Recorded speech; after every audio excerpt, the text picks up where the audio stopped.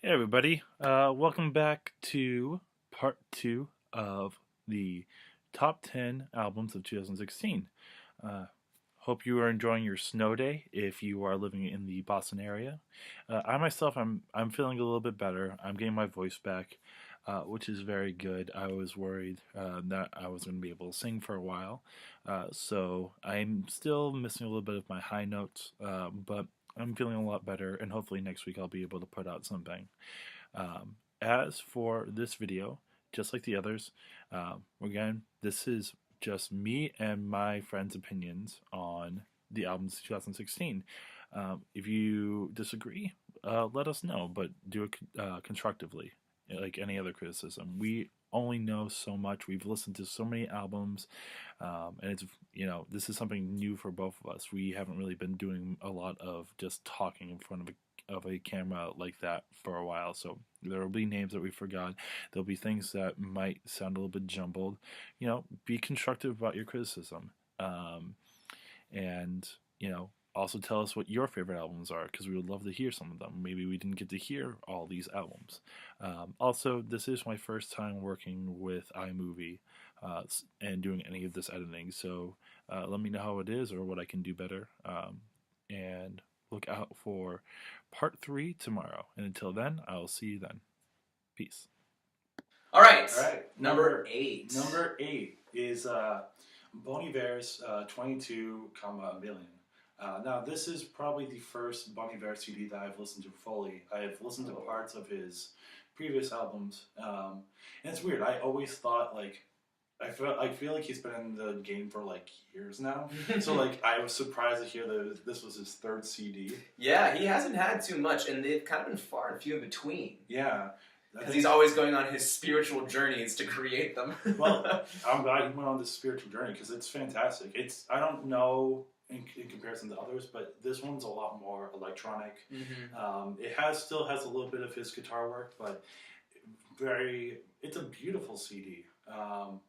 And you don't necessarily need to understand the lyrics to know that it's very beautiful. Even if you can try to understand the lyrics. But just start from finish. It's a journey. It's something that you need to sit down and experience. It's definitely the best way for me to describe it as well. Is every time I listened to that album, I had to sit down, be on my own space, and just listen to the whole thing. I couldn't really find myself just listening to one song here or there.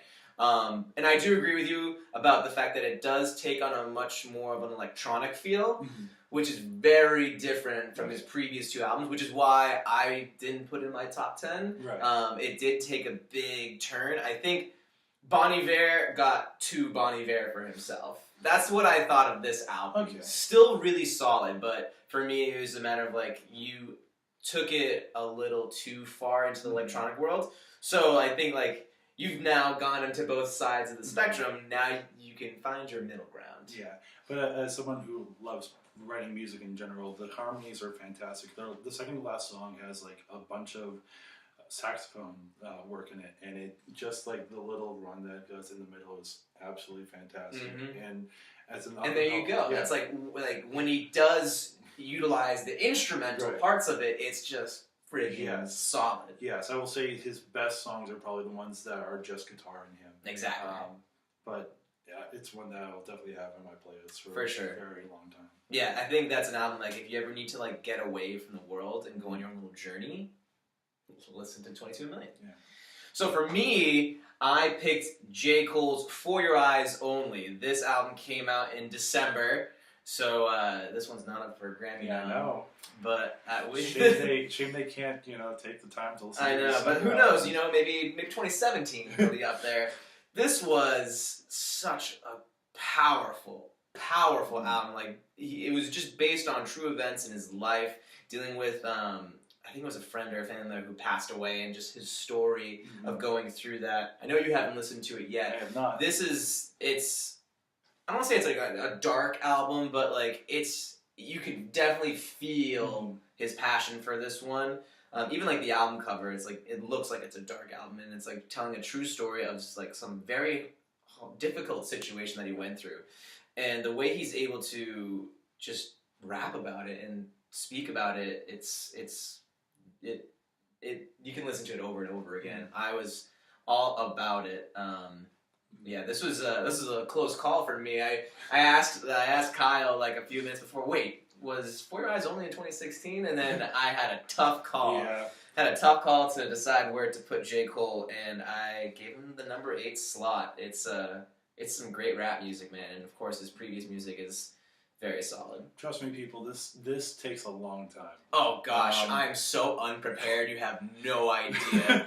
You can't. I mean, honestly, I probably sound like I'm unprepared, but it's just because like, you know, you listen to over 150 albums, and there's more than that, and it's just like being able to dissect it. It's so it's not just that. Like yes, it's 150 albums, but every album has at least 9 to 10 songs. So yeah. In a solid hour or more. Right, so for even a top 10, we're listening to 100 plus songs. Yeah. I'm trying to create a top 50, that's over 500 songs. So eventually, it's really hard to talk about every single one in full detail. Yeah. But in terms of J. Cole, the last one I listened to was Born Sinner, and I thoroughly enjoyed that. So yeah, I definitely want to take a look at this album. Definitely, J. Cole's another artist that I haven't spent too much time listening to before. I listened to For Your Eyes only. Again, he's probably an artist that I would hear featured in other albums and be kind of into it. He was even at Bonnaroo this past summer and performed live, and I probably caught a few of his songs. I was really bummed out that I missed Chance Pop Out of Nowhere and sang No Problem. I was like, come on! But yeah, J. Cole, really cool. Check him out if you haven't. His whole discography, solid. Yeah, so let's see, number 7. So actually number 7 and number 6 are going to have sort of the same idea. I'm putting David Bowie's Black Star as number 7. Now, I'm going to say on the whole, it's an amazing CD. I don't think it's necessarily a great sounding CD. And that sounds kind of weird to say, but it's because... But I get it. It's like, the way I say it is like, if David Bowie wasn't the one making this album and he wasn't dying, I don't think it would have gotten as much success as it did. And that's a really bad thing to say. But I agree. Because... I agree 100%. I would say... it's the perfect way for him to go out. It's a lot of flair, it's a lot of flamboyance, and it's a lot of mystery. He deals with death in such an interesting and fascinating way. Black Star, that song in general, is a beautiful song. Lazarus is great.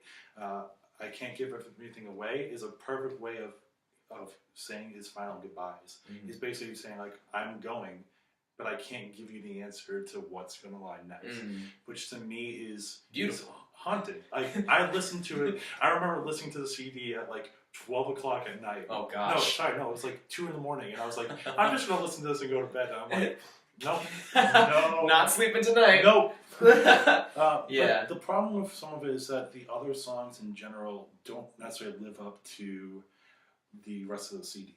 I think the what it was out there for is enough to put it at number 7. But you'll see in the next one that I think someone does it even better.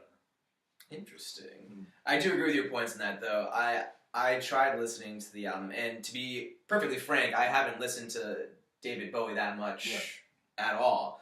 And so when I heard about Black Star in the course of passing, I had to give it a shot. And you're right with like the way it sounds. Like if it wasn't him, I don't think I'd be as interested or willing to give it a listen. Right. So, yeah. It's the final thoughts of someone who had such an amazing impact on glam rock and rock in general. Absolutely. So it's definitely worth it to listen to that. David Bowie, R.I.P. Yeah. My number 7, A Tribe Called Quest. Represent. Nice. Yeah, man. We got it from here. Thank you for your service. Very long title. Oh, but so good, man. Yeah. Tribe Called Quest. Classic hip-hop. Classic hip-hop, man. And so for them to come out with this album and them just be like, oh, and by the way, this is our last album, like crying on the inside and the outside. And this just brought back old feels for me. Like as a kid, when I would listen to like any kind of hip-hop rap or like even like 90s rap, like man, this was some cool shit, you know? There's I don't think any album that came out in 2016 that had this sound. That at least that Yes. I listened to. I agree with that. The most Yeah. again because they stuck to that classic hip hop sound, Yeah. and not many rappers out there, at least from my list, they're going for that new age sound, Right. which is also phenomenal. Absolutely love it. But for a Tribe Called Quest to come back, throw this out there, throw it down real hard, and I think they're going on tour this summer. I'm hoped I can see them. Yeah, I was loving this one, and it's a long one. I'm pretty sure it's like a two-parter album. Yeah, there's like 16 songs, I want to say. Mm-hmm. Yeah. Yeah, so they do a great job of being able to have their classic feel and then bring in new artists as well. So it's they do a great job of blending old and new. So solid number 7. Yeah, it's a great CD. My biggest issue with it was that it kind of teeters off at the end, which, I mean, there's so much content and there's so much they had to do probably after, I forget his name, but the one who passed away. Yeah. I can't remember his name off the top of my head. And see how prepared we are. I sorta know. So there's probably a lot of stuff they had to do with combining what he's worked on with everything else. So that's probably why it feels a little bit disjointed at the end. Yeah. But it's a great CD, and you're right. It sticks with what they sounded like before, and it feels timeless. It doesn't necessarily feel exactly. It feels like they're bringing that era back. Oh man, if some new rappers can bring that style back into the game, whoo, that'll be really cool for 2017. I'm curious to see how they're gonna to tour though without said person. Yes, and then I remember I was reading some articles that while A Tribe Called Quest has completed their quest, Right. the members of the group have talked about potentially starting other projects. So it's not like they're gone forever. There's still going to be parts of their sound still out and about. So super excited about that.